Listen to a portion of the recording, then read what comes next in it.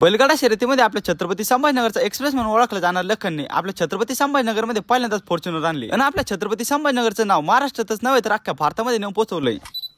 तर जय श्री मित्रांनो, मी तुमचं अमल। तर स्वागत आहे तुमचं आपल्या पुन्हा एक नवीन आपल्या मराठी ब्लॉग मध्ये। आज तुम्हाला घेऊन चाललोय आपल्या छत्रपती संभाजीनगरचा एक्सप्रेस म्हणून ओळखला जाणाऱ्या लखनच्या भेटीला, ज्याने बैलगाडा शर्यतीमध्ये आपल्या छत्रपती संभाजीनगरचं नाव अख्ख्या महाराष्ट्रातच नव्हे तर संपूर्ण भारतामध्ये नेऊन पोहोचवलंय बरं का। पहिले तर आम्हाला त्या जवळ जायला भी वाटत होतं बरं का, कारण की आपल्या बैलगाडा शर्यतीचा नंदी मानला आता खतरनाक आणि चपळ तर असणारच ना। आता तुम्हाला पण माहिती आहे तुमचा मात्र आता शेतकऱ्याच्या घरचं पोरगे, त्यामुळे आपल्या लखन सोबत मैत्री करायला आपल्याला जास्त उशीर लागला नाही बरं का। आजकाल कसं झालं माहिती का, लोक कुत्रा पाळणाऱ्याला जरा हुशार समजतात आणि गाय म्हशी पाळणाऱ्याला जरा आडणी, पण हेच वाक्य आमच्या छत्रपती संभाजीनगरच्या लखनने बदलून टाकलंय बरं का। शेतकऱ्याचं नाव एकदम टॉपला नेऊन पोहोचवलंय। तसं पाहायला गेलं तर आपल्या लखनची किंमत लावू शकत नाही, पण खास त्यांच्यासाठी बरं का जे लोक आपल्या शेतकऱ्याला कमी समजतात। तुमच्या फॉर्च्युनरची जेवढी किंमत आहे ना त्याच्या डबल किंमतीचा आमचा शेतकऱ्याचा लखन आहे बरं का। आणि सर्वात महत्त्वाची गोष्ट म्हणजे सांगलीमध्ये झालेल्या महाराष्ट्रातील सर्वात टॉपच्या बैलगाडा शर्यतीमध्ये आपल्या छत्रपती संभाजीनगरचा एक्सप्रेस म्हणून ओळखला जाणार लखन फॉर्च्युनरचा मानकरी ठरलाय बरं का। एका शेतकऱ्याचा नंदी काय करू शकतो हे आज आपल्या छत्रपती संभाजीनगरचा एक्सप्रेस म्हणून ओळखला जाणार लखनने दाखवून दिलं। चला तर मग आता मी जातो आता घरी, तो पण तुम्ही करून टाका आपल्याला फॉलो। आजच्या दिवसासाठी इथंच थांबतो बरं का। तर लवकरच भेटू आपल्या अशाच नवनवीन व्हिडिओ मध्ये, तोपर्यंत आपला